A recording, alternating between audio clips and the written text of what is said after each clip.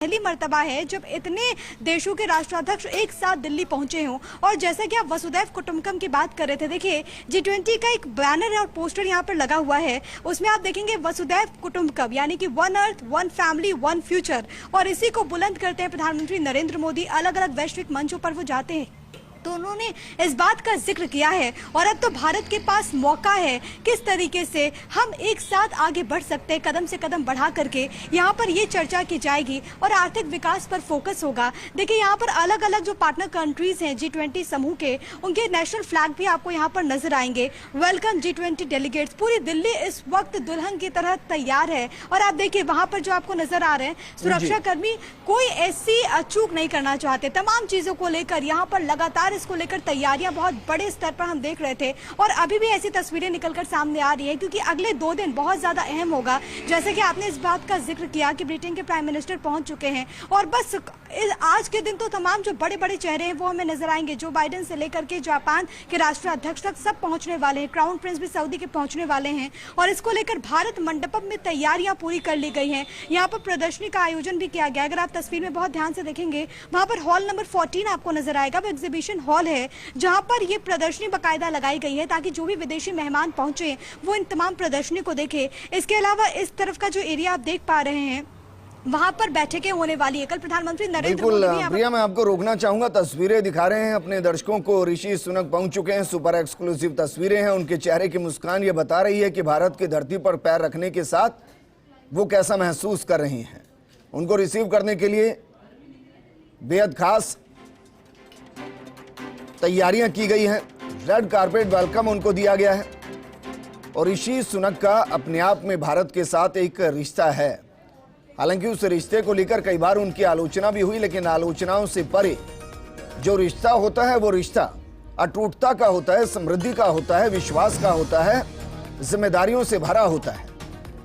Britain के साथ भारत के रिश्ते काफी मजबूत, और वो ऋषि सुनक के आने के बाद थोड़े और मजबूत होते हुए दिखाई दिए। हालांकि प्रधानमंत्री मोदी के नेतृत्व में भारत के वैश्विक स्तर पर रिश्ते मजबूत हुए हैं, चाहे वो अमेरिका के साथ हो, फ्रांस के साथ हो, रूस के साथ हो, जापान के साथ हो या फिर ब्रिटेन के साथ हो, सबके साथ रिश्ते मजबूत हुए हैं। लेकिन जो संस्कृति है भारत की, जो सभ्यता है भारत की, वो अपने आप में इस G20 सम्मेलन के दौरान वैश्विक स्तर पर दिखाई जा रही है।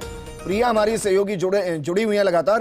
प्रिया, 70 सालों में अक्सर ये कहा जाता है कि अभी ऐसा क्या है जो बदल रहा है।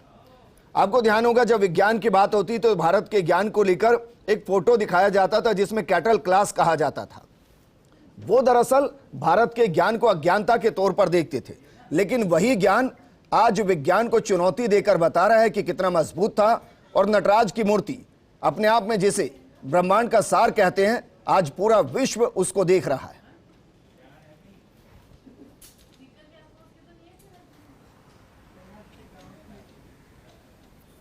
बिल्कुल, आज पूरा विश्व भारत का लोहा मान रहा है। और ये देखिए, ये कुछ तब्दीलियां आई हैं, कुछ बदलाव आया है, और ये जो तमाम तस्वीरें आप देख रहे हैं ना, ये उन बदलावों को बयां करती है कि भारत को लेकर दुनिया भर की जो सोच है वो किस तरीके से बदली है। भारत आज के वक्त में किस तरीके से ग्लोबली आज के वक्त में एक मार्गदर्शक के तौर पर सामने आया है। चाहे हम रक्षा की बात करें, चाहे हम अंतरिक्ष की बात करें, जो कदम समय समय पर उठाए गए हैं उसी का नतीजा है कि आज पूरी दुनिया हमें फॉलो करना चाहती है। आज पूरी दुनिया में भारत की जो भूमिका है वो बहुत ज्यादा बढ़ती है, और इसको लेकर जाहिर है सियासत भी खूब होती है, लेकिन आप नेतृत्व को लेकर के भी कहेंगे। क्योंकि देखिए, हम देखते हैं कि प्रधानमंत्री नरेंद्र मोदी जब अलग अलग देशों के दौरे पर जाते हैं तो वहां पर पहुंचने वाले जो भारतवंशी हैं उनके चेहरे की खुशी ये बताती है कि वो कितना आनंदित महसूस कर रहे हैं। और वो आनंद इसलिए है क्योंकि उनको पता है कि अब उनकी इज्जत किस तरीके से वैश्विक स्तर पर बढ़ी है। और इसमें प्रधानमंत्री नरेंद्र मोदी का एक बहुत बड़ा रोल हो जाता है। जब तमाम देशों के राष्ट्राध्यक्ष यहाँ पर पहुंचेंगे और प्रधानमंत्री नरेंद्र मोदी यहाँ पर मौजूद रहेंगे, एक संदेश दुनिया भर में जाएगा, खास तौर पर उन देशों के बीच जाएगा जिन्होंने हमेशा भारत को किस तरीके से नजरअंदाज किया, लेकिन अब भारत की भूमिका कैसे ज्यादा बढ़ गई है वो यहाँ से पता चलेगी। और इसके अलावा आपको याद होगा कि प्रधानमंत्री जब आसियान देशों के समिट में भी पहुंचे थे तो उन्होंने इस बात का जिक्र किया कि भारत किस तरीके से आगे बढ़ रहा है। और प्रधानमंत्री हमेशा इस बात पर फोकस करते हैं कि पूरी दुनिया एक परिवार तैयार है। हमें सिर्फ अपने विकास के लिए नहीं सोचना चाहिए। प्रधानमंत्री ने चीन की विस्तारवादी नीति की भी आलोचना की और ये कहा कि हम आज के इस दौर में सिर्फ अपने बारे में नहीं सोच सकते, हमें पूरी दुनिया के बारे में सोचना होगा। जब पूरी दुनिया की बात होती है तो उसमें वो तमाम देश शामिल हैं जिनका जमावड़ा आज यहाँ पर लगने वाला है, जिनके जो तमाम राष्ट्राध्यक्ष हैं वो यहाँ पर पहुंचने वाले हैं। कई बड़े चेहरे पहुंच चुके हैं, कई बड़े चेहरे दिन ढलने के साथ पहुंचेंगे। लेकिन अगर दिल्ली की बात करें, दिल्ली बहुत खूबसूरती के साथ विजेंद्र सजी हुई है, ये तो मैं आपको गारंटी के साथ बता सकती हूँ।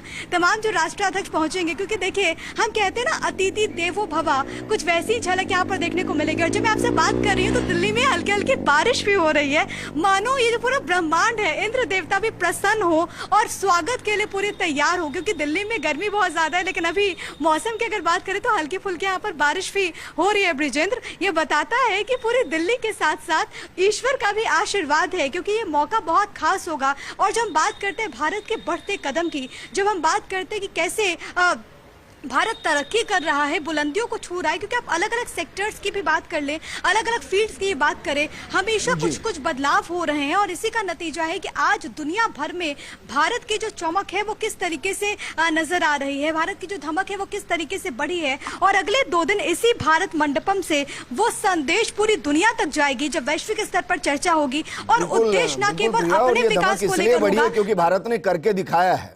भारत ने बताया है कि आर्थिक मोर्चे पर जब पूरा विश्व मंदी के दौर से गुजरे तो संभलना कैसे है। भारत ने सिखाया है कि कृषि को कैसे मजबूत करना है, ऊर्जा के क्षेत्र में नवाचार किस तरीके से करने हैं, सतत विकास को कैसे आगे बढ़ाना है, किस तरीके से मेडिकल और हेल्थ के सेक्टर में काम करना है, और वो कोरोना के दौर में दिखाया। दरअसल ये मैं मुद्दे इसलिए बता रहा हूं क्योंकि इन्हीं पर चर्चा होती है G20 में, जब सम्मेलन में बैठते हैं, और सब में भारत नेतृत्वकर्ता की स्थिति में वर्तमान में है, और कह सकते हैं विश्व को लीड करने की स्थिति में।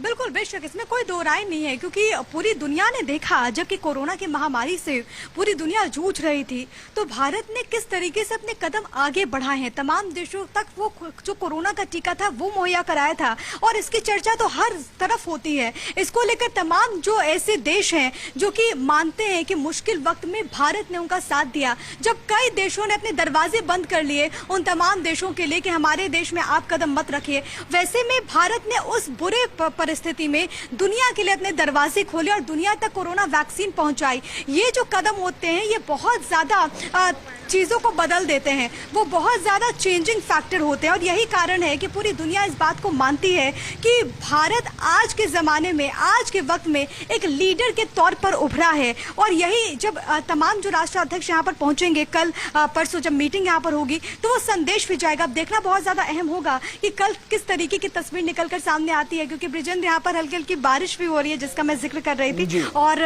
इसी वजह से शायद आपको आवाज भी ना पहुंच पाए। लेकिन हम बिल्कुल क्लियर आ रही है, लेकिन आज का दिन वाकई में खास है। या कहूं कि अगले 3 दिन